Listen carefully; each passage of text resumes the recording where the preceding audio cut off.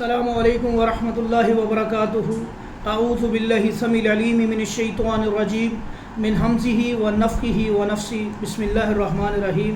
میرے بھائیوں بہنوں، ایک سوال آیا کہ جنات سے کام لینا کیسا ہے، اور اکثر لوگ اس بات کے اوپر بحث مباحثہ بھی کرتے ہیں کہ جی جنات سے کام لے لینا چاہیے، جائز کام ہمیں جنات سے لے لینا چاہیے۔ تو یہ بہتر ہے، کئی معالجین بھی جنات سے کام کرتے ہیں، موکلوں کے ذریعے کام کیا جاتا ہے، اور اس بارے میں سوال بھی کرتے ہیں لوگ۔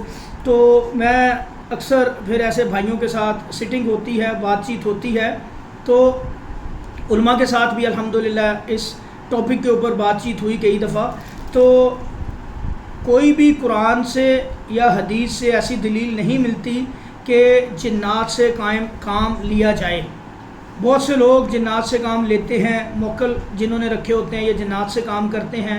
نبی کریم صلی اللہ علیہ وسلم نے پوری زندگی جنات سے کام نہیں لیا، اور یہاں پہ نبی کریم صلی اللہ علیہ وسلم کی ایک حدیث بھی آپ کے گوش گزار کروں گا۔ ایک دفعہ نبی صلی اللہ علیہ وسلم نماز کی حالت میں تھے، اور ایک شریر قسم کا جن آیا، اس نے نبی کریم صلی اللہ علیہ وسلم پہ آگ کا انگارہ لے کے حملہ کرنا چاہا، اور اسی وقت اللہ کے نبی صلی اللہ علیہ وسلم کو حضرت جبریل امین علیہ السلام نے ایک کلمات سکھائے۔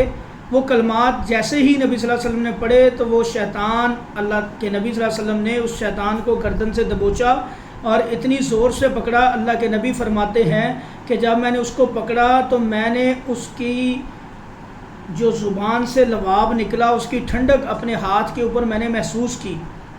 اس کو اتنی زور سے نبی صلی اللہ علیہ وسلم نے جب دبوچا، پکڑا اس کو۔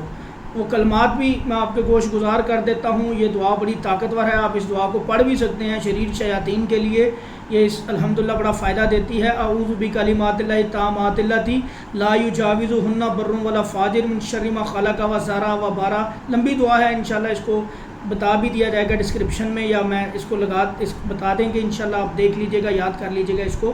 اب نبی صلی اللہ علیہ وسلم نے جب یہ دعا پڑھی تو وہ شیطان قابو میں آیا۔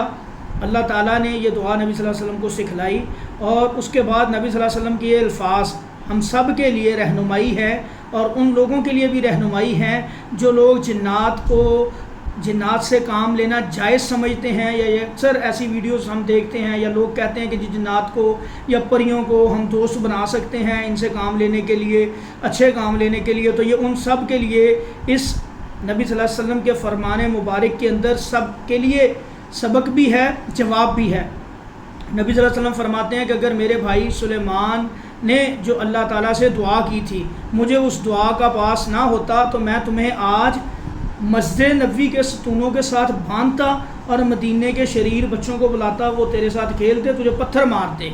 اگر میرے بھائی کی دعا جو اس نے کی تھی، حضرت سلیمان علیہ السلام نے اللہ سے یہ دعا کی تھی کہ اللہ تعالیٰ جو جنات کے اوپر تو نے مجھے یہ قدرت دی ہے، بادشاہت دی ہے، اللہ کے حکم سے تھی، اس میں مسلمان جنات بھی ان کے تابع تھے، غیر مسلم سرکش قسم کے شریر قسم کے جنات، اڑنے والے چاہے وہ تھے، چاہے وہ غوطہ خور جنات کی بے شمار قسمیں ہیں، ہر طرح کا شریر، سرکش، بڑا چھوٹا، ہر جن حضرت سلیمان کے تابع کیا تھا، اللہ تعالیٰ کے حکم سے وہ تابع تھا۔ اور جو قرآن کے اندر آتا ہے، جو نافرمانی کرتے تھے اللہ تعالیٰ ان کو جہنم کا ایندھن بنا دیتے تھے، ان کو سزا دی جاتی تھی اللہ تعالیٰ کی طرف سے، اللہ تعالیٰ ان کو سزا دیتے تھے۔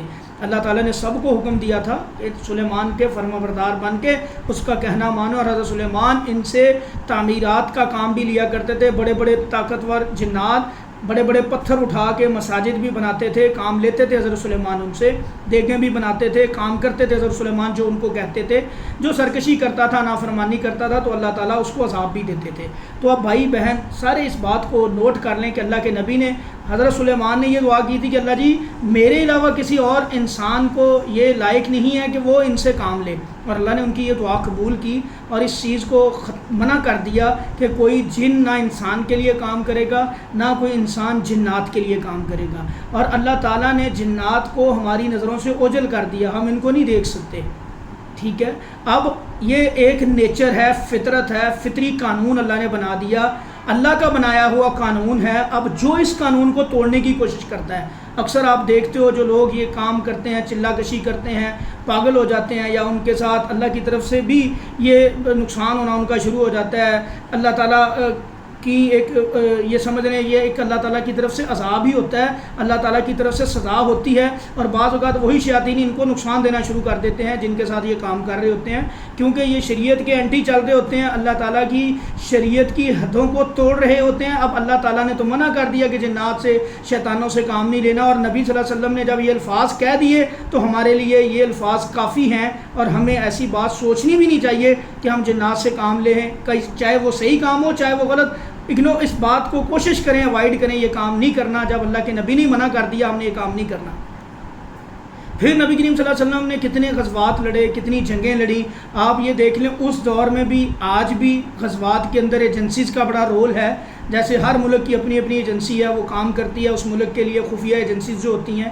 اسی طرح کیا اللہ کے نبی کے دور میں بھی کچھ ایسے صحابہ تھے جو ایجنسیز جو آج کا کام کر رہی ہیں وہ بھی کرتے تھے، دشمنوں کے لوگ بھی یہ کام کرتے تھے، مسلمانوں کی خبر گیری، مسلمان بھی غیروں کی خبر گیری، دوسرے مذاہب کے یہودی، عیسائی، نصرانی جو بھی جن کے ساتھ جہاں پہ حملہ کرنا تھا پوری خبر گیری رکھتے تھے۔ وہ کام کون کرتے تھے؟ صحابہ خود کرتے تھے۔ اب اللہ کے نبی صلی اللہ علیہ وسلم جنات کے جو بڑے بڑے سردار تھے ان سے ملتے بھی تھے، ان کو دعوت بھی نبی صلی اللہ علیہ وسلم نے دی۔ ان کی اکثر ایک واقعہ ملتا ہے جس میں مسلمان جنات کا اور کافر غیر مسلم جنات کی لڑائی ہوئی تھی، اللہ کے نبی نے اس کی صلح بھی کروائی تھی، ان کو جگہوں کا بھی بتایا تھا کہ تمہارے لیے یہ جگہیں ہیں، تمہارے لیے یہ جگہیں ہیں، جگہوں کی وجہ سے ان کی لڑائی ہوئی تھی۔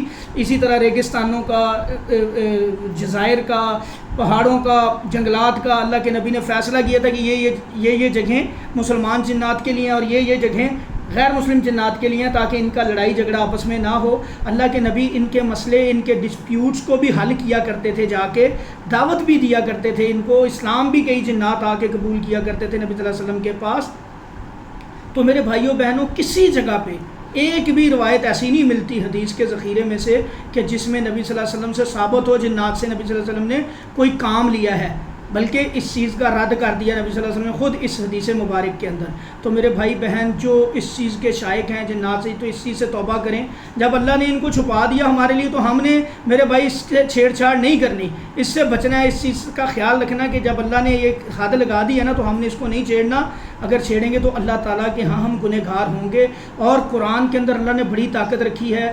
جو بھی راقی حضرات ہیں، معالج حضرات ہیں، میرا ان بھائیوں کو مشورہ ہے کہ قرآن سے کام لیں۔ اللہ کی قسم قرآن کے اندر بڑی طاقت ہے، اور جتنی جلدی قرآن سے علاج کیا جاتا ہے۔ میرے ایک دوست ہیں وہ بھی جنات سے کام کرتے تھے، تو میری ایک دفعہ ان سے بات بھی ہوئی، میں نے ان کو سمجھایا کہ یار یہ نہ کیا کریں، آپ قرآن سے کام کریں۔ نہیں جی میں قرآن بھی پڑھتا ہوں لیکن یہ مجھے بتاتے ہیں، تو میں نے ان کو پھر اس معاملے میں بتایا بھی، ایک دو کیسز انہوں نے کیے، لیکن میں نے نوٹ کیا کہ وہ کام ان کا لٹکا رہا، ٹھیک نہیں ہوا مریض ان کا۔ الحمدللہ ہم نے قرآن پڑھ کے اس کے اوپر علاج کیا، وہ مریض بہت جلدی ٹھیک ہوا۔ جو جنات سے مدد لے کے کام کیا جا رہا تھا وہ مریض ان کے ٹھیک نہیں ہوئے، لٹکے رہے، وہ ویسے ہی بیمار تھے۔ تو بھائی بات یہ ہے کہ جو کام اللہ اور اس کے رسول نے بتایا اس کے اوپر عمل کریں، انشاءاللہ اس میں آپ کے لیے فائدہ ہے، دنیاوی لحاظ سے بھی، اخروی لحاظ سے بھی، اور انشاءاللہ اسی میں برکت ہے۔ اور قرآن بڑی طاقتور چیز ہے، اس کو اللہ نے شفا بھی بنایا، رحمت بھی بنایا۔ اس کا الحمدللہ یہ معجزہ ہے، اعجاز ہے قرآن کا، کہ قرآن کو جس مقصد کے لیے پڑھا جاتا ہے اللہ تعالیٰ پورا کرتے ہیں، جائز مقصد کے لیے۔ تو انشاءاللہ ہماری دعا ہے اللہ ہم سب کو صراط مستقیم پر رکھے، ایمان پہ ہمارا خاتمہ کرے، اور ہمارے اس چینل کو، اس ویڈیو کو سبسکرائب بھی کریں، اس ویڈیو کو لائک کر کے شیئر بھی کیا کریں تاکہ یہ معلومات زیادہ سے زیادہ لوگوں تک پہنچیں۔ السلام علیکم ورحمۃ اللہ وبرکاتہ۔